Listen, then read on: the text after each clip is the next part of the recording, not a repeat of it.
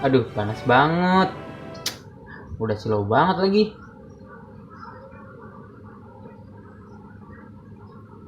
Lim, hormat aja Lim. Hormat ke bendera aja, apa susahnya sih? Apaan sih lu? Gak usah sebut munafik lu. Lu juga pasti kepanasan kan? Lim, gue tahu, gue jujur, gue kepanasan Lim. Cuman gue sadar kalau upacara ini gak sebanding dengan perjuangan para pahlawan kita dulu. Lu tahu gak sih sejarah kemerdekaan? Apa sih yang lu tahu? Emang lu hafal semua? Sini gue kasih tahu.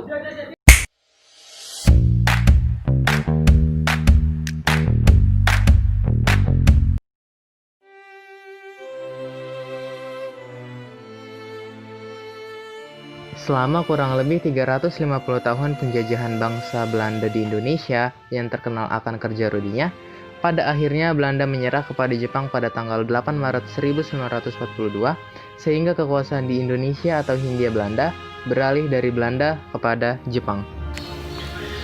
Ironisnya, pada awal kedatangan bangsa Jepang ke Indonesia, Indonesia menyambut dengan ramah pemerintah Jepang karena dianggap membebaskan bangsa kita dari pemerintah Belanda. Jepang menghukum tawanan Belanda di depan publik dan juga membebaskan para pribumi. Bangsa kita dulu tidak tahu bahwa apa yang akan dilakukan Jepang malah lebih parah dari penjajahan Belanda, meskipun Jepang hanya menjajah Indonesia selama 3 tahun. Hanya di awal pendudukan, Jepang bersikap baik. Setelah itu, mereka sangat kejam. Makanan, pakaian, barang, dan obat-obatan menghilang dari pasaran. Karena sulit pakaian, banyak rakyat memakai celana terbuat dari karung goni. Sedangkan wanita menggunakan kain dari karet yang panas menempel di tubuh. Hanya orang berada yang memiliki baju seadanya. Kemudian ada lagi kekejaman bangsa Jepang yang paling sadis di Indonesia, yaitu Romusa. Nah, sistem Romusa ini adalah bangsa kita, para pribumi, dipaksa untuk bekerja. Saking dipaksanya untuk bekerja, bahkan banyak orang-orang yang meninggal di dalam pekerjaan tersebut. Sehingga mayat-mayat yang bersebaran di jalan menjadi hal yang lumrah bagi bangsa Jepang maupun bangsa kita pada waktu itu.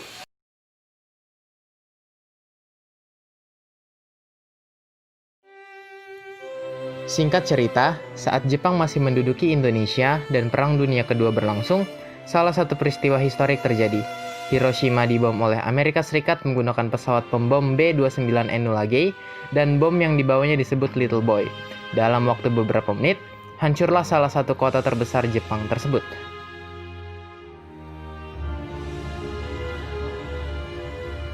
Tiga hari kemudian, Nagasaki juga dibom oleh Amerika Serikat menggunakan pesawat yang sama dan bom yang dibawanya bernama Fat Man, dan hancurlah kota Nagasaki, sehingga hancurlah kedua kota Jepang terbesar itu.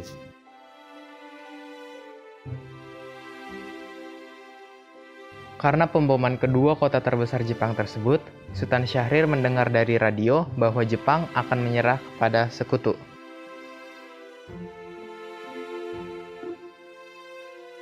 Jepang resmi menyerah pada sekutu tanggal 14 Agustus 1945 yang membuat terjadinya kekosongan kekuasaan di Indonesia.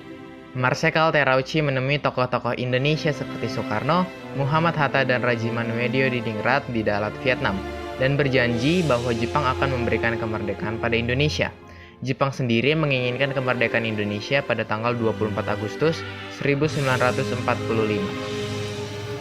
2 hari kemudian saat tokoh-tokoh Indonesia pulang dari Dalat, Vietnam, Sultan Syahrir yang adalah golongan muda mendesak Soekarno agar segera memproklamasikan kemerdekaan Indonesia karena menganggap bahwa pertemuan di Dalat, Vietnam adalah tipu muslihat Jepang.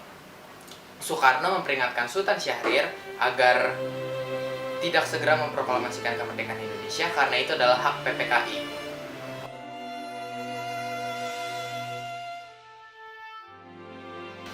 Pada dini hari, tepatnya pukul 3, IR Soekarno dan Muhammad Hatta diculik oleh golongan muda untuk dibawa ke Rengas Dengklok agar terjauh dari pengaruh Jepang atau Nippon.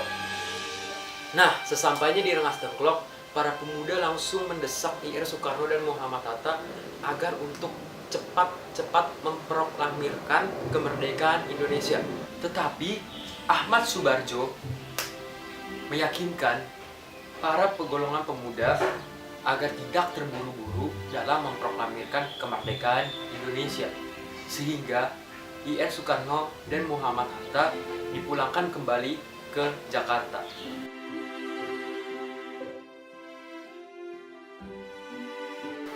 Setelah Soekarno dan Hatta pulang dari Rengas Dengklok dan kembali ke Jakarta, mereka menyusun konsep proklamasi dimulai dari teks proklamasi. Mereka pergi ke rumah Laksana Maeda untuk menyusun teks proklamasi. Teks proklamasi disusun oleh 3 tokoh, yaitu adalah Ahmad Subarjo, Muhammad Hatta, dan Soekarno itu sendiri. Setelah konsep disusun sedemikian rupa, mereka memberikan teksnya kepada Sayuti Melik. Sayuti Melik mengetiknya dengan mesin ketik Angkatan Laut Jerman. Dan kemudian bendera merah putih yang pada saat itu dijahit oleh Ibu Fatmawati serta dikibarkan oleh Suhut dan Latif Hendra. Proklamasi.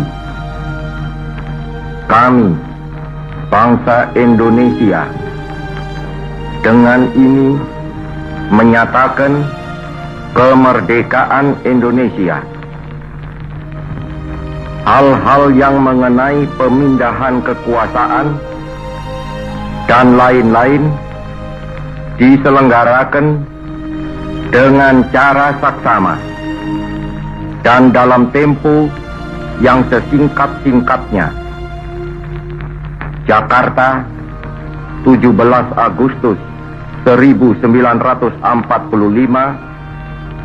atas nama bangsa Indonesia, Soekarno, Hatta.